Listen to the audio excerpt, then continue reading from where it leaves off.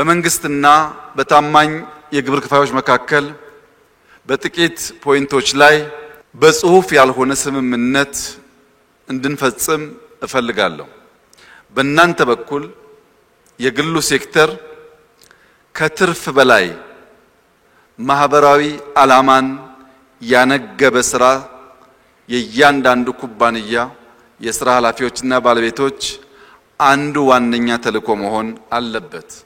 ሰርቶ ከግማሽ ቢሊዮን ብር በላይ ግብር የሚከፍል ሰው ከትርፍ በላይ ለማህበራዊ ዓላማ ራሱን ማዘጋጀት ይኖርበታል። ሁለተኛው በታማኝነት ልናገለግላችሁ ስለወሰን በስኬትም በተግዳሮትም ከመንግስትና ከህዝብ ጋር የምትጋሩ ታማኞች መሆን አለባችሁ።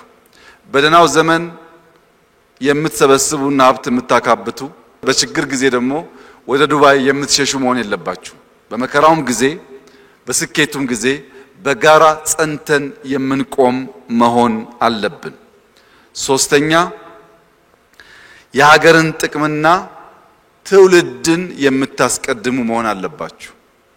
የምንሰራው ለኛ ብቻ ሳይሆን ለትውልድ ጭምር ነው የሚለውን አምናችሁ ከልብ ተቀብላችሁ የምትተገብሩ መሆን ይጠበቅባችኋል። ያ ሲሆን ከሰፈሮቻችን ወጥተን ላቅ ያለ ስራ ለመስራት በእጅጉ ያግዘናል። በእኛ በኩል በመደመር መንግስት በግልጽ እንዳስቀመጥነው መንግስታችን በችግር የማይታጠር በመፍትሄ የሚሻገር መንግስት ነው። ችግሮች ቆላልፈው አይዙንም፣ መፍትሄ ያፈለቅን እንሻገራለን። ሁለተኛ ለትጋት የጨከነ በአርያነት የሚመራ መንግስት ነው። እንተጋለን፣ አርያ ሆነን ለንሰራት የምናስባትን ሀገር መሰረት እንጥላለን።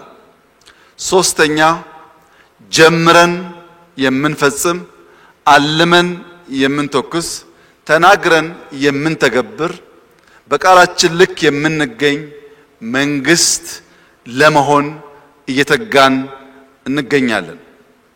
የመጨረሻው እኛን የሚመለከተው ፖይንት ጩኸት አያርደንም። በማንኛውም ጩኸት አንረድም፣ በክብርም አንታለልም። ጩኸትም አያቆመንም፣ ክብርም አያዘናጋንም። እነዚህን ፖይንቶች የኛ የሥራ መመሪያ አድርገን እናንተ ደግሞ በታማኝነት በቀጣይነት በመስራት የኢትዮጵያን ብልጽግና እንድናረጋግጥ አደራ እያልኳችሁ